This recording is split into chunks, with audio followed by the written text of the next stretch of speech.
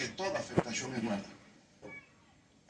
A decir verdad, el discurso pronunciado por el presidente de la República constituye una obra maestra del género de ficción, que como tal refleja una completa desconexión con el mundo real de deterioro en la calidad de vida que en estos momentos está conmoviendo a la mayoría del pueblo dominicano.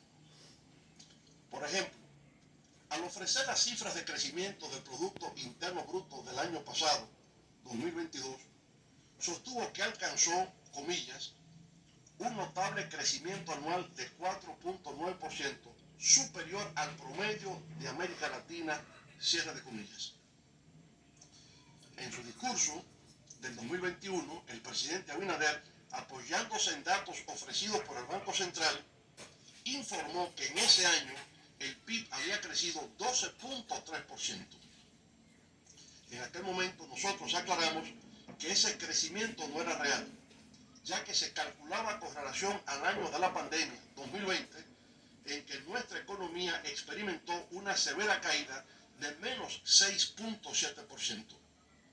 Al calcularse de esa manera, y no en relación con el año de la prepandemia, esto es el 2019, lo que se produjo fue un rebote estadístico, ya que la verdadera expansión de la economía en ese 2021 fue tan solo de 4.7%.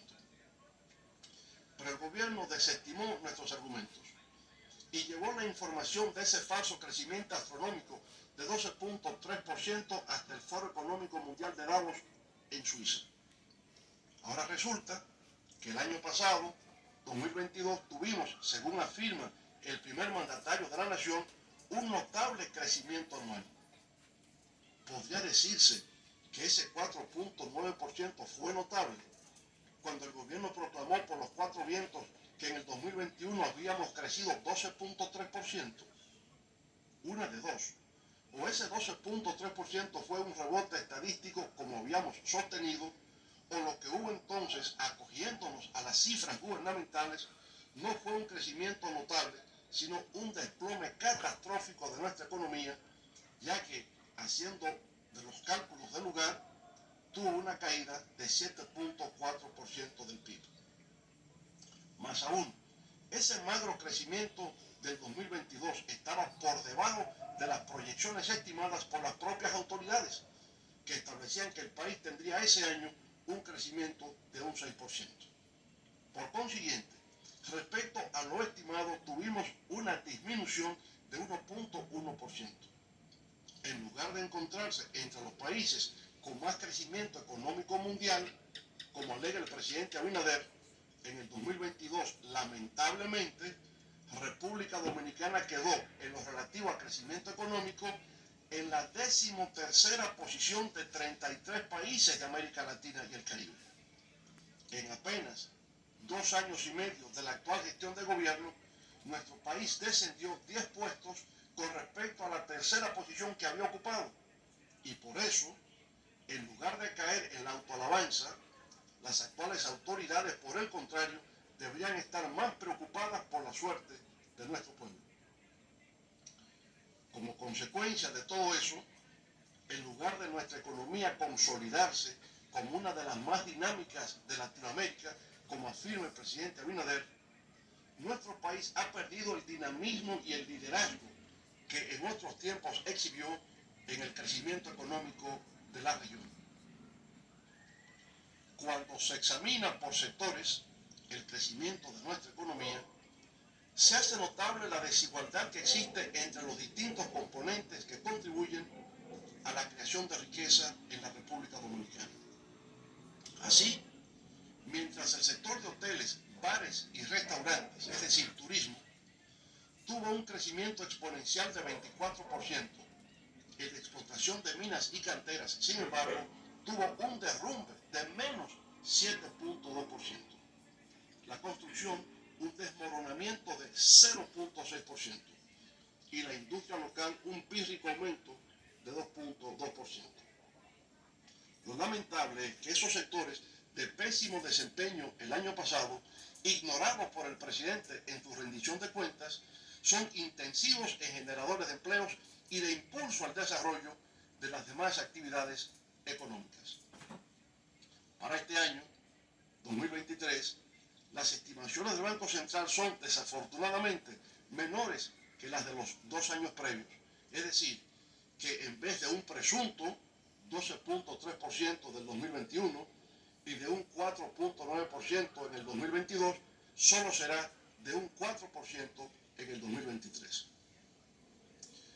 En adición a lo antes dicho, es preciso indicar que el crecimiento del PIB cobra importancia en la medida en que sea capaz de generar empleos formales, mejorar los ingresos de las personas, mantener estable el índice de precios, reducir el desempleo y la informalidad, propiciar la erradicación de la pobreza y fomentar el desarrollo individual y colectivo. ¿Para qué sirve que aumente el Producto Interno Bruto de manera tan desigual como está ocurriendo en la actualidad si su expansión solo beneficia a unos cuantos? ¿Cómo se le explica al pueblo que mientras el PIB aumenta, existen más de 614,000 personas que desean trabajar, pero no encuentran dónde hacerlo, debido a que la expansión de la economía no les está generando oportunidades laborales? Para eso, se eligen periodos de comparación a conveniencia, con la finalidad de hacerle creer a la opinión pública que se han logrado avances notables en materia de reducción de la desocupación, y se ufanan incluso en hacernos creer que el milagro de la recuperación económica nos beneficia a todos. Los informes oficiales no señalan que la caída de la tasa de desocupación no se debe al aumento de la ocupación, sino que ante la falta de oportunidades laborales, las personas de 15 años y más han abandonado la búsqueda activa de una plaza de trabajo. Como puede observarse, se intenta deformar la realidad en base a juegos de palabras, manejo ambiguo de conceptos y manipulación de la opinión pública. A diferencia de lo que considera el gobierno, aquí no hay nada que festejar, no hay razones para aplaudir. El crecimiento no está beneficiando a los más pobres, a los que menos tienen, a los que verdaderamente demandan con urgencia el apoyo solidario del gobierno. Son precisamente las familias en situación de extrema pobreza las que reclaman que se les ayude con sólidas políticas sociales. Son las que no tienen ni para comer. Por ello, la prioridad debería ser, como proclamábamos en nuestra época de gobierno, comer es primero. Con respecto a la deuda pública, es preciso señalar que en menos de 3 años, la actual administración ha contraído deuda por un monto superior a los 24,000 millones de dólares. No es cierto que haya bajado con relación al PIB, como se informó en el discurso de rendición de cuentas. Entre 2019 y 2022, el porcentaje de deuda pública aumentó de 50.5% al 59.1% del PIB, lo que representa un incremento, no una disminución, de 8.6 puntos porcentuales. El ritmo de endeudamiento anual se ha descontrolado, tomando como referencia el 2022, en 2 años completos de la actual gestión, la deuda incrementó 5.4 veces más de la que se acumuló en los 2 primeros años de nuestra gestión de gobierno, del 2004 al 2006.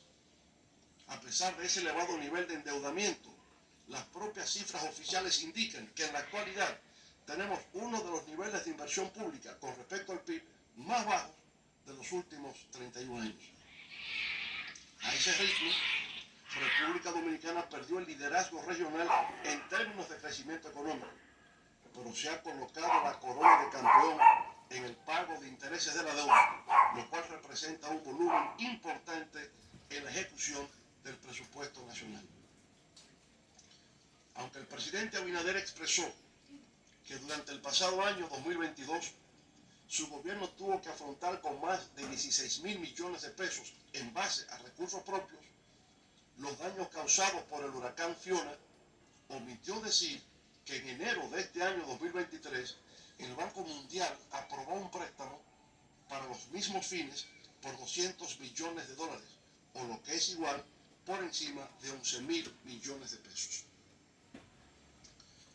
Señoras y señores, uno de los problemas que en estos momentos mayores preocupaciones y tormentos suscitan en el pueblo dominicano es el relativo al aumento de precios de los productos de mayor consumo nacional. Sin embargo, en su largo discurso, el presidente Abinader le dedicó poco tiempo para abordarlo y sugerir soluciones. Solo lo hizo cuando dijo que el país había alcanzado una inflación por debajo del 8% en el 2022. Pero en ese momento, el representante del Ejecutivo debió explicar por qué en su gobierno los precios se han disparado en forma alarmante, superando la meta de inflación establecida por el Banco Central de un máximo de 5%. A pesar de referirse al pollo index y al plátano index, los incrementos de precios no constituyen un chiste. Al revés, es algo trágico, una pesadilla, sobre todo para los sectores más vulnerables de nuestra población. Cuando los consumidores dominicanos van a los supermercados, a los colmados, ventorrillos y mercados, no encuentran el susodicho pollo index. Van a buscar el pollo con pechuga, muslos, alas y patas, y se encuentra 53% más caro que cuando se inició el actual gobierno en agosto del año 2020. El arenque está casi un 70% más caro. El aceite de soya, 67% más caro. La carne de res, 64% más cara. La yuca, 63% más cara. Y los plátanos, la harina de maíz, el cerdo y las papas, entre otros productos, también están un 50% más caros. El incremento de los precios es en todo. Es en la comida, es en la varilla, en el cemento, en el transporte y en la energía eléctrica. Por consiguiente, el nivel de la calidad de vida de la mayoría de la población, como hemos dicho, se ha deteriorado. Que sea el propio pueblo quien exprese su pesar.